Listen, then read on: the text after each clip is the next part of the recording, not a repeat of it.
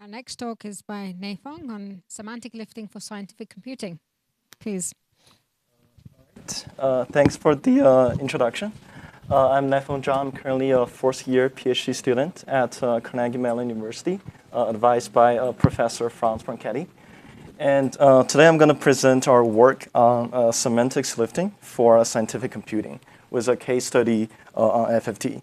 So after I learned all these very excellent static analysis techniques, hope our approach will bring a different flavor to the table. So first of all, we define the semantics lifting as deriving the high-level semantics from the source code and usually written as a mathematical specification. And why do we care about code lifting? So I think there are two major reasons. The first one is we can answer the question that does the code achieve the desired functionality? And this is particularly useful if the code is not written by the user, but for example, generated by a large language model, which is pretty common nowadays. How does the user know if the generated code actually does what it's supposed to do?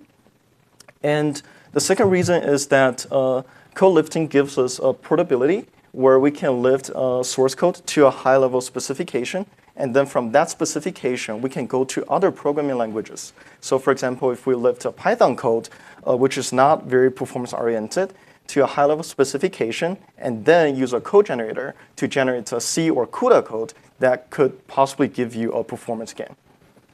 So currently, there is a very active research area called verified lifting. So they use SMT solver-based approach to analyze the looping variants, preconditions, postconditions.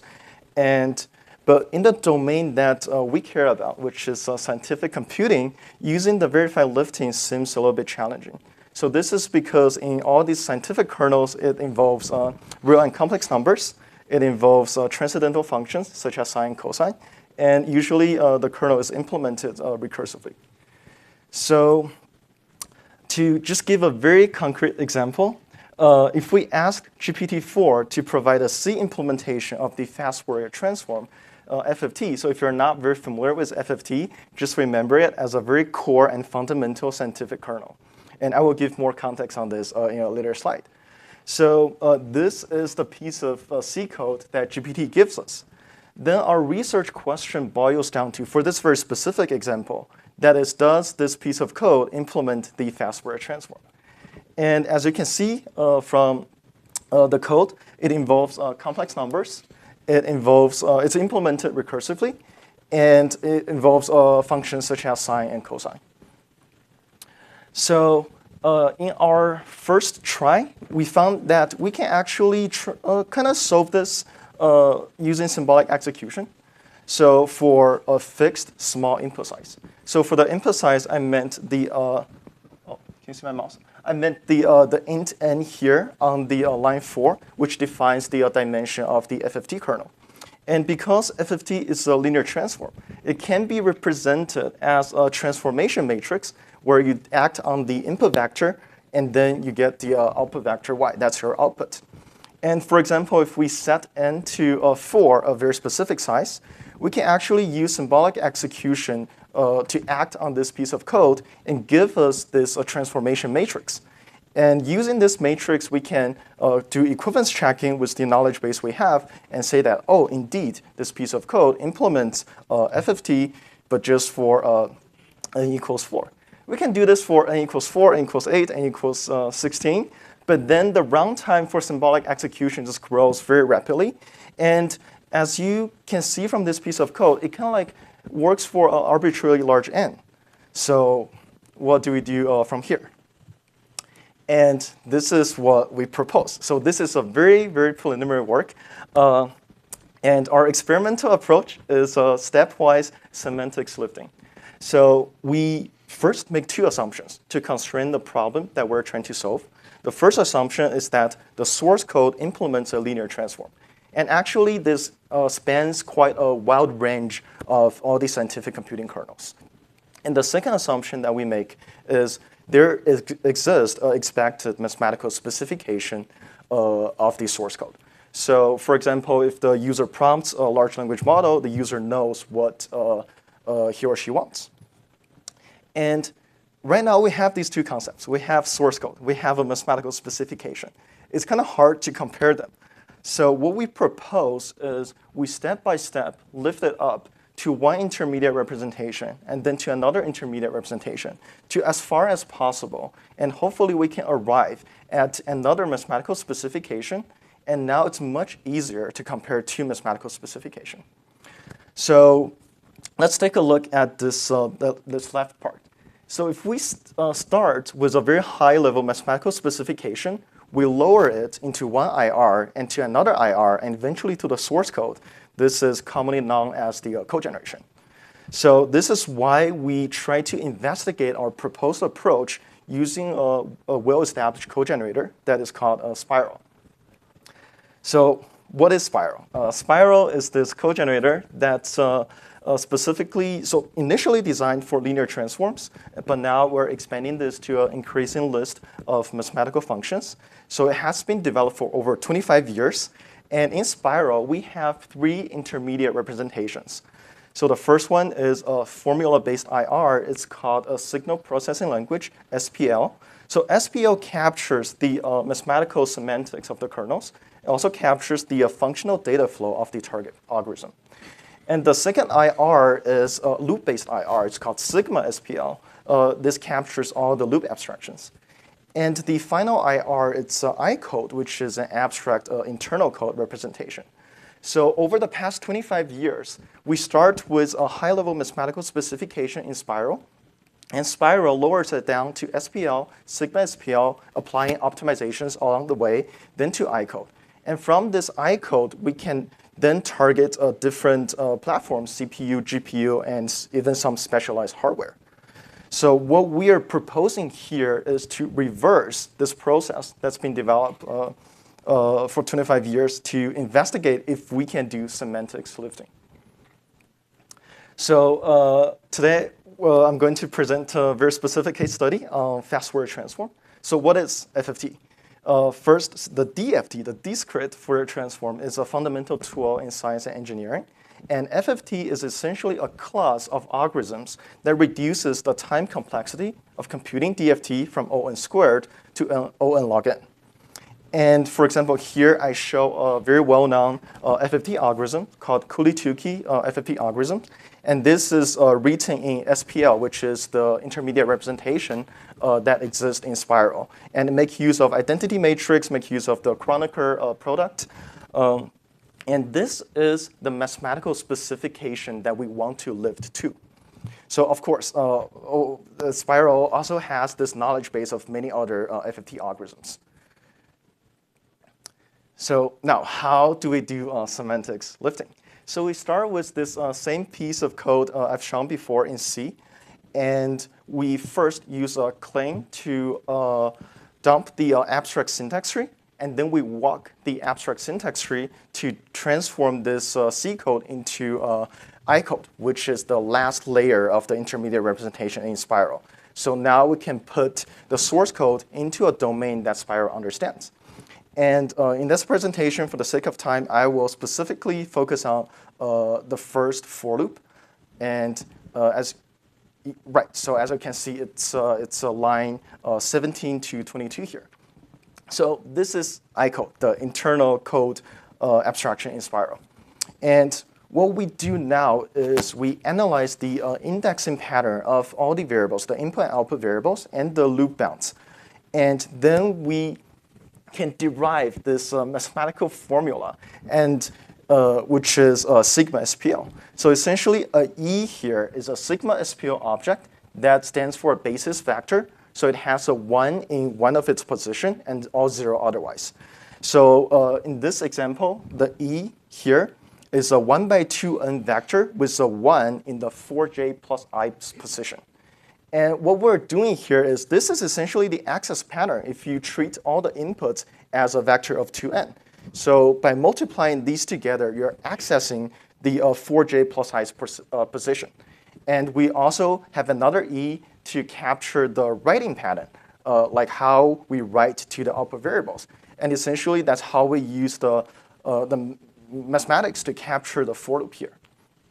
And then we do pattern matching to lift sigma SPL to SPL because this kind of scary mathematical formula can actually be nicely captured as an SPL object that is a LN2 bar.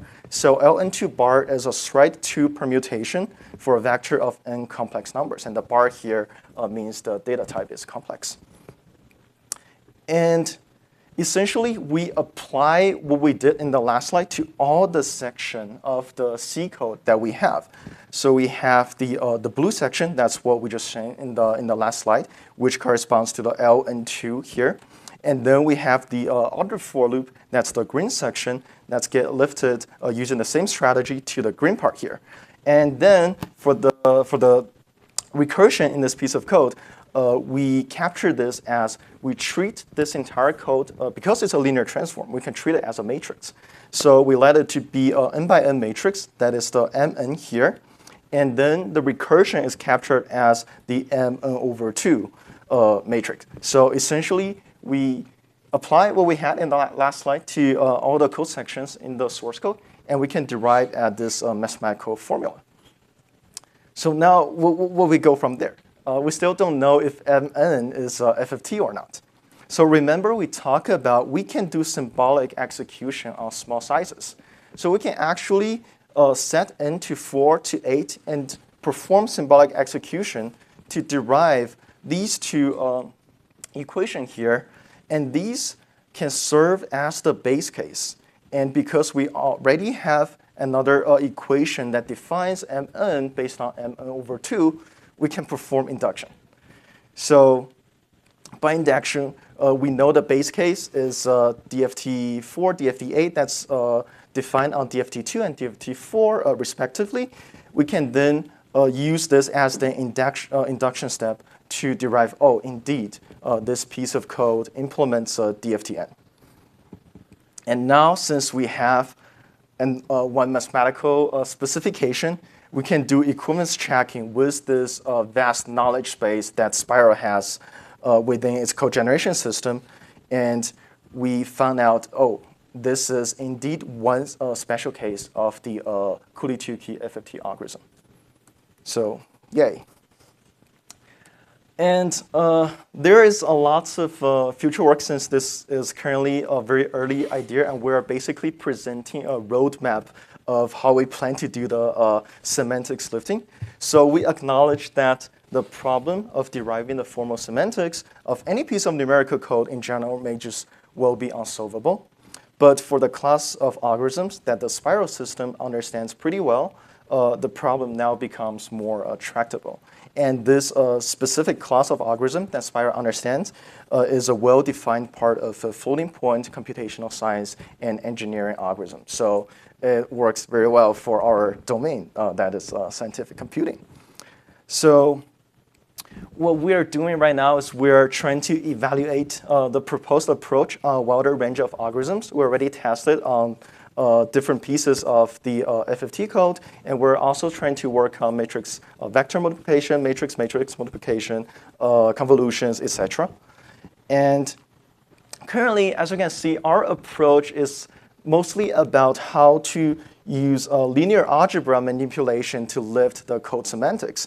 And we can actually improve this guarantee to a formal guarantee where we're looking at integrate with SMT solver to formally prove the correctness of each lifting step.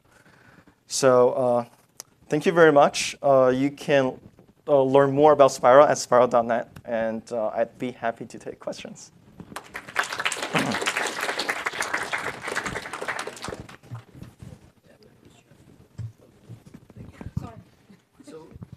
What you lift is the concrete program which is supposed to work on reals to a specification that work on reals, but the program work on floats, so it could give completely different result. In particular, the programmer could have made rounding, and then what is the real? You don't know. Right. So at the end, you seem to say, yeah, but in some cases, I have a guarantee that it will work. That's what I understood. Right. So I think particular because of this floating point running arrows, we're not like trying to lift for specific inputs, right? We're trying to look at the entire linear algebra that's captured inside the code. So in that case, it's supposed to work for all kinds of the running. So it will. So in that case, the running arrow will not matter that much. I think that is what I'm trying to say, if I understand the question correctly. Yeah, but so you seem to say if I have only linear expression, is no problem. That's not true. If you have loops, you can have a rounding error that makes the program diverge, whereas the real it would converge. I see. So that we haven't really investigated as of now. Okay. Right. But that, right, but I think we can definitely incorporate like the error analysis in our approach to make sure to give another answer like, oh, well, this converge or type. That's correct. That you could say if it doesn't work, it means there is a problem anyway in the program. Exactly. So this is also what we meant by trying to lift as far as possible, because when we reach at some level where we found out maybe, oh, the error passes a threshold, we'll just stop there and say that, oh, we cannot give you a conclusion to be. You should do the other way. Like, if your thing is good, the program must work and converge. That's more difficult. so you're saying for code generation, like when we go down. Yeah. So in that case, Spiral, I think, already have like error analysis built inside as the infrastructure. Yeah. And they have guarantee that it will converge and so on. They do have that. So they do have the infrastructure on that. But for lifting, we haven't put that into like lifting. So the lowering, yes, but for lifting, not yet.